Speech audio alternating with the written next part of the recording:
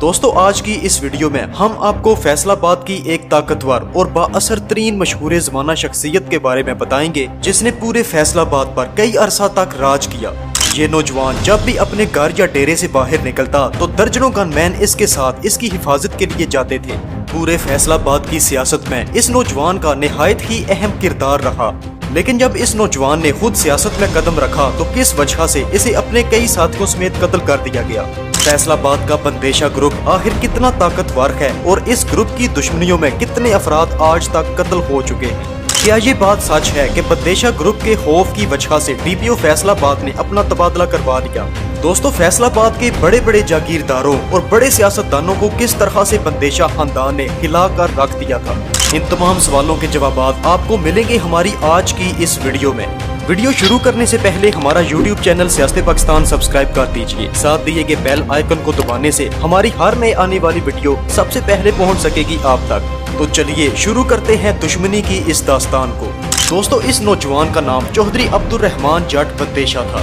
بندیشہ خاندان فیصل آباد کا ایک نہایت طاقتور ترین اور با اثر خاندان ہے۔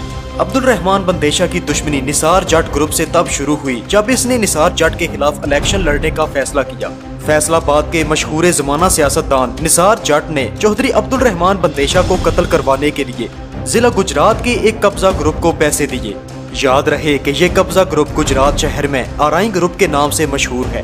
اس گروپ کا سربراہ پپو آرائی تھا جو کہ پولیس کو بہت سارے مقدمات میں مطلوب تھا، لیکن دوستو پپو آرائی پر عبد الرحمان بندیشہ کے والد سعید احمد بندیشہ کے کافی سارے احسانات تھے، جس کی وجہ سے قتل کی بنائی گئی یہ ساری پلاننگ پپو آرائی نے چودھری عبد الرحمان بندیشہ کے ڈیرے پر آ کر اسے بتا دی۔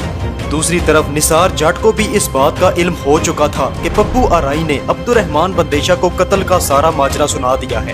اسی بات کی وجہ سے نثار جٹ نے پپو آرائی کو قتل کروانے کے لیے اپنے کچھ آدمی بھیجے اور گجرات میں پپو آرائی کے ڈیرے پر حملہ کروایا۔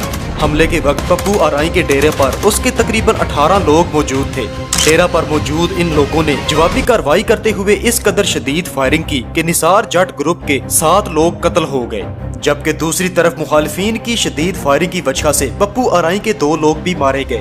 دوستو اس واقعہ کے بعد پپو آرائی ڈیرہ سے فرار ہو گیا تھا، جبکہ کچھ ہی عرصہ گزرا کہ نثار جٹ نے اپنا اثر و رسوخ استعمال کرتے ہوئے پپو آرائی کی فیملی کے تمام لوگوں کو اغوا کروا لیا۔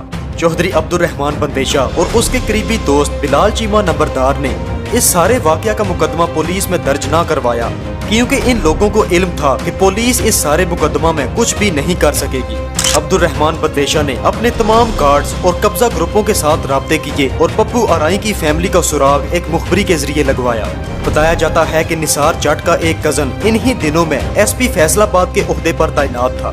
عبد الرحمان بندیشہ کے کچھ آدمیوں نے ایس پی شعیب جٹ کے گھر پر حملہ کر دیا۔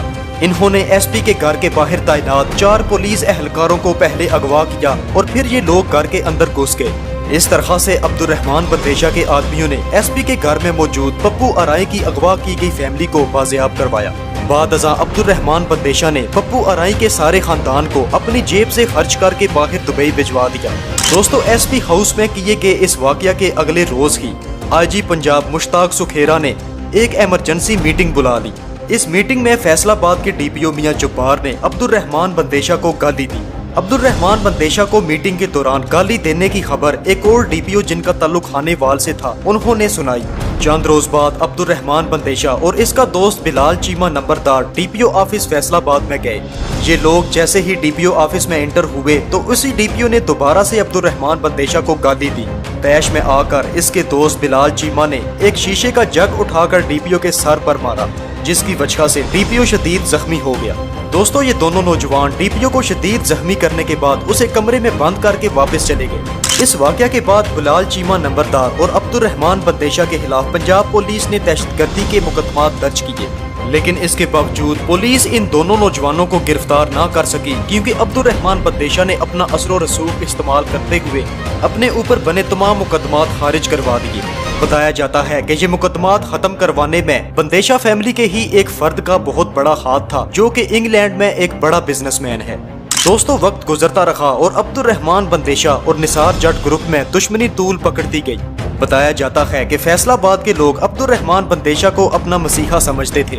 अब्दुर्रहमान ने अपने करीबी दोस्त बिलाल चीमा नंबरदार को तमाम तर इख्तियारात दिए हुए थे और ये शख्स भी बंदेशा ग्रुप की तरह लोगों की मदद किया करता।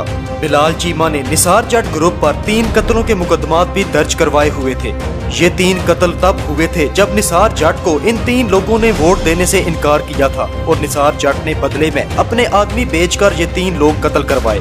दूसरी तरफ पप्पू आराई भी अब्दुर्रहमान बंदेशा ग्रुप में शामिल हो चुका था और इसने मजीद ऐसे लोग भी अब्दुर्रहमान बंदेशा ग्रुप में शामिल करवाए जो कि निसार जट के जानी दुश्मन थे।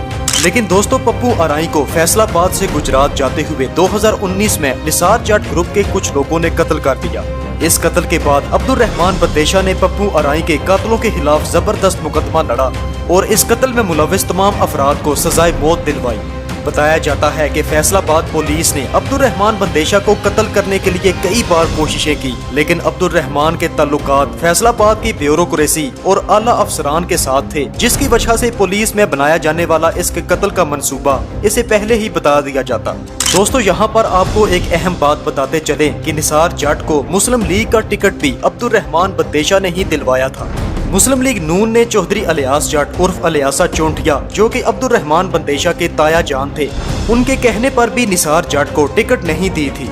लेकिन चौधरी अब्दुर्रहमान बंदेशा का एक करीबी दोस्त जो सऊदी अरब में सेक्रेटरी खजाना के ओहदे पर तैनात था, उसके ऑफिस में बैठे पाकिस्तानी वजीर खजाना को अब्दुर्रहमान बंदेशा ने अपील की कि वो नवाज शरीफ से दरख्वास्त करें कि फैसलाबाद की कौमी असम्बली का टिकट चौधरी निसार जट को दिया जाए।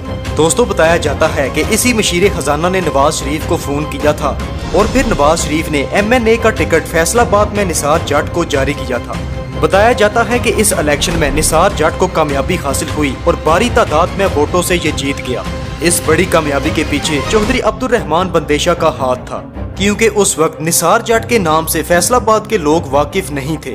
दोस्तों, जब MNA चौधरी निसार जट ने चौधरी अब्दुर्रहमान बंदेशा की इज्जत और शोहरत बढ़ती हुई देखी तो ये सब कुछ उससे बर्दाश्त न हुआ और इसने खुफिया तौर पर अब्दुर्रहमान बंदेशा को कत्ल करवाने के लिए कई कातलाना हमले करवाने शुरू कर दिए और आखिरकार अक्टूबर 2019 में अब्दुर्रहमान बंदेशा और चौधरी निसार जट ग्रुप के कुछ लोगों का आमना सामना हुआ।